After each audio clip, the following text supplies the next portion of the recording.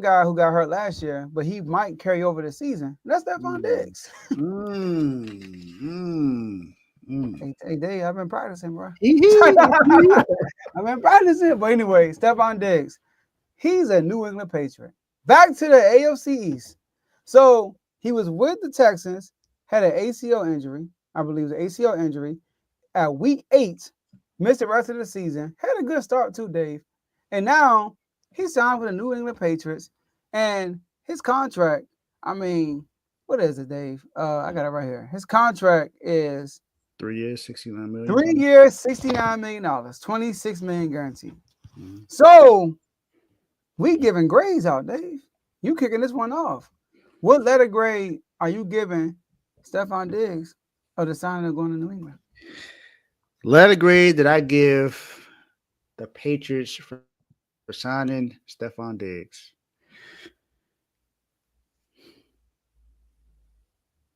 I'm gonna give them a B minus. Okay. I like this move.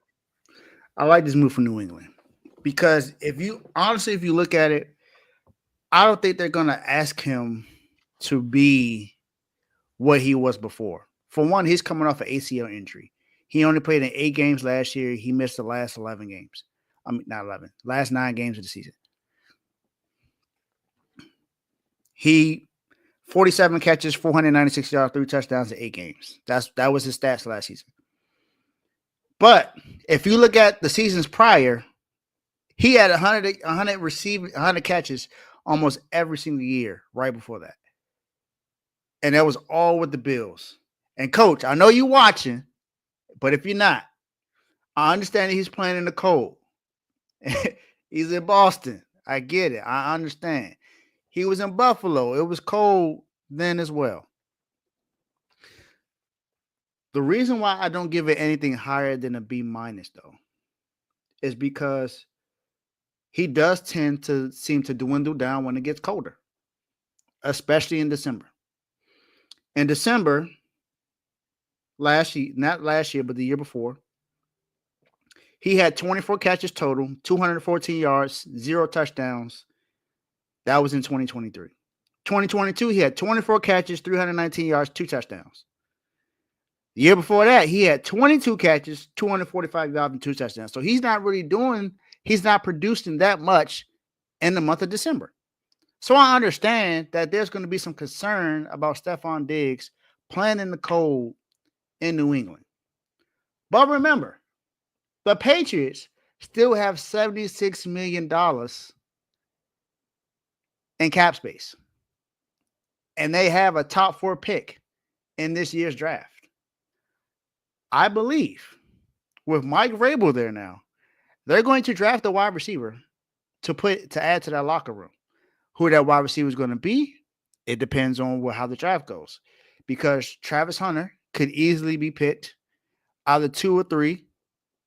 He could be 1. We don't know for sure. Even though I believe that is unanimous right now that Cam Ward is going to be the number 1 overall pick. I think the Titans are going to draft him. I feel like everything they've been doing is preparing the team to be able to draft Cam Ward with the offensive line that they've done, helping out with the weapons and everything. So I believe that Cam Ward's going number 1 overall. But 2 and 3, don't know. Because the Browns, they have a need at quarterback. If you look at their situation, even though they went and traded for Kenny Pickett and they still have Deshaun Watson, they don't necessarily want Deshaun Watson. They've already said that was a failed experiment. They said it themselves. They know that they messed up there. Kenny Pickett, is he really a starting quarterback?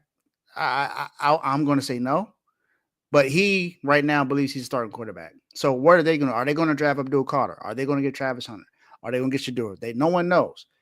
Right now, from my side, I think they're going to draft Abdul Carter. So that takes away 2. 3, Giants. We just talked about them. Who are they going to draft? Is it going to be Travis Hunter or is it going to be Shador? If it's Shador, then the Patriots have exactly who they want.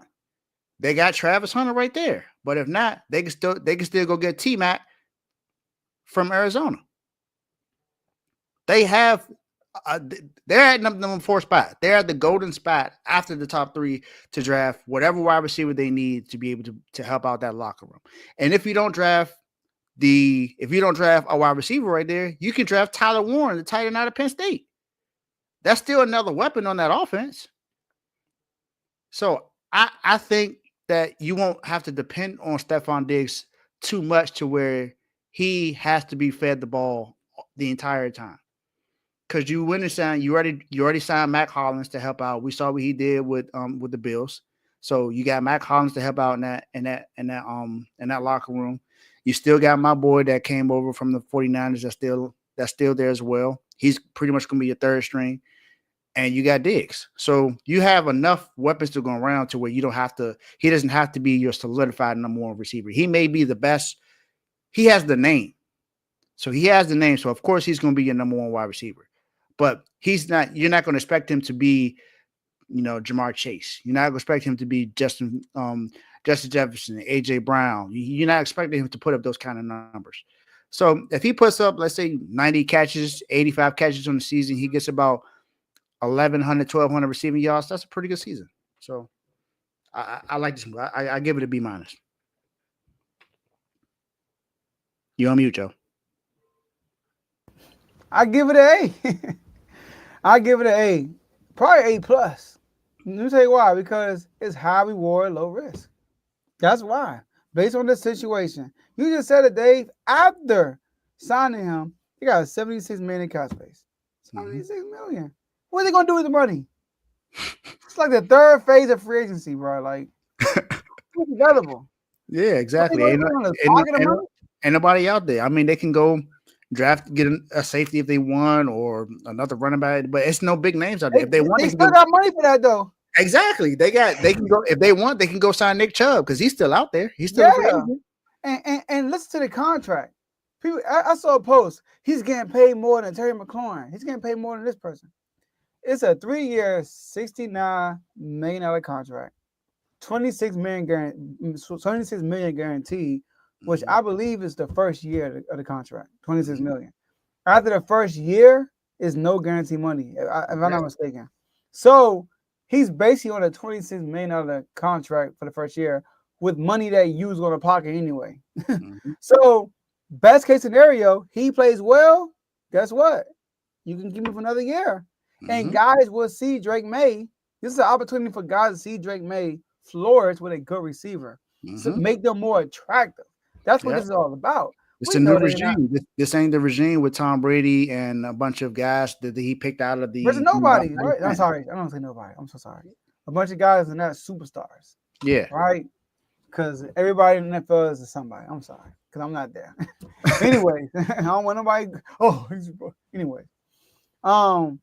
But so I think this is a good move because, like I said, worst case scenario, he's not good.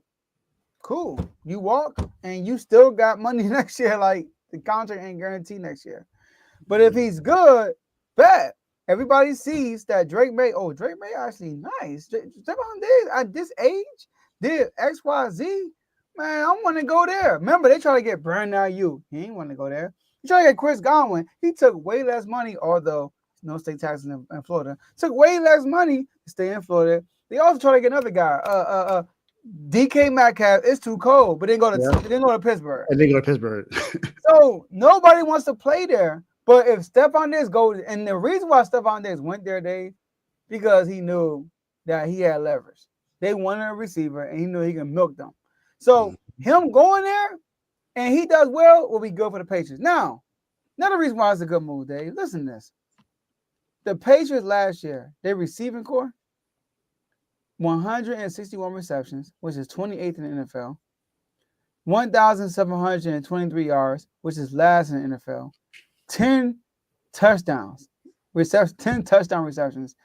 Terry McLaurin had more than the whole team combined. As far as like our receivers, that was 28.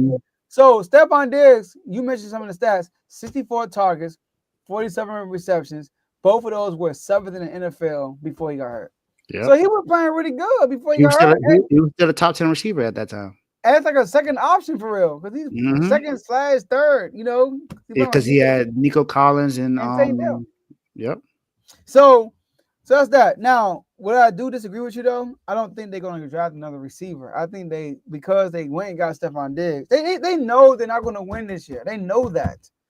What they need is protection. They're going to get somebody in the offensive line. Will Campbell, LSU.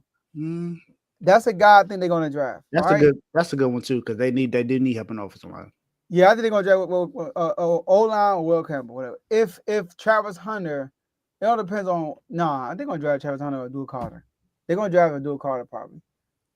Depending on what the Browns do, or they're going to get one of those guys. Mm-hmm. But if they not available, which I think they will be available, then they'll get Will Campbell. Anyways, but you said it. I got to mention it. We got to talk about it. Stefon Diggs in the code. Shout out to Coach Coombs. Mm-hmm. You mentioned some of the number. I got to say it, right? But this don't matter because they don't expect to do great. But his last season with the Bills, you mentioned some of the numbers. I'm going to be a little bit more precise with the numbers. 64 targets. Mm-hmm. All right, sorry. That's last year. Sorry. In the last 3 years in Buffalo, 3 years, in the first 9 games, 7.8 receptions a game, 95.1 yards per game. Okay, I'll take that. Yep. After the 9 games, 5.2 receptions, 55.1 yards per game. It's a drop. It's a drop. In the playoffs, 4.5 receptions, 48.1 yards per game. It goes even lower because it's cold in the playoffs. Like Coach said it so many times, and it just went on my head. But he's right. Like the colder it gets, the worse he gets. Yes, that's why I took. Like Joe, I swear I was doing as much research as I could, and I was like, man, I can't find what I'm looking for. You know what? Let me just break it down from season by season. I'll figure it out this way. It doesn't get any better. I'm just like, man. That's why we went to Houston. We was like, hallelujah. He should be straight. As long as they don't go to Kansas City in the playoffs. And then he got hurt. He was like, oh, dang. But I like the move. I think it's an A. I think it's a high risk, low reward. High reward, low risk. Because what's the worst that can happen? Worst that can happen is he don't play good, which is fine. And then the money he's gonna throw away anyway just goes with him. So that's how I look at it for real. Yeah, I like this move though. I think this is a really good move for them because if you look at the Patriots' history, they don't have a history of having like big name receivers. I know the biggest name you could think of is Randy Moss. That's what they had. But they have had serviceable guys like a Wes Welker, like a Troy Brown, Danny Amendola, Deion Branch. Deion Branch is pretty good. Julian Edelman. So I've always had some serviceable. They even had Brandon Lloyd at one time. So they have some serviceable receivers. But I'm just saying, I really think this regime is going to be different when Mike Vrabel is the head coach, and he's going to bring in some weapons in for Drake May. They want to make sure he succeeds. Yeah, and that's not Patriots' way to sign a receiver like that. That's not the Patriots' way. They like to, like you said, get these other guys. You know, because remember they traded what, like a 6th or 7th round pick for Randy from the Raiders during that time. Yeah, because he was kind of quitting on the Raiders, but I mean.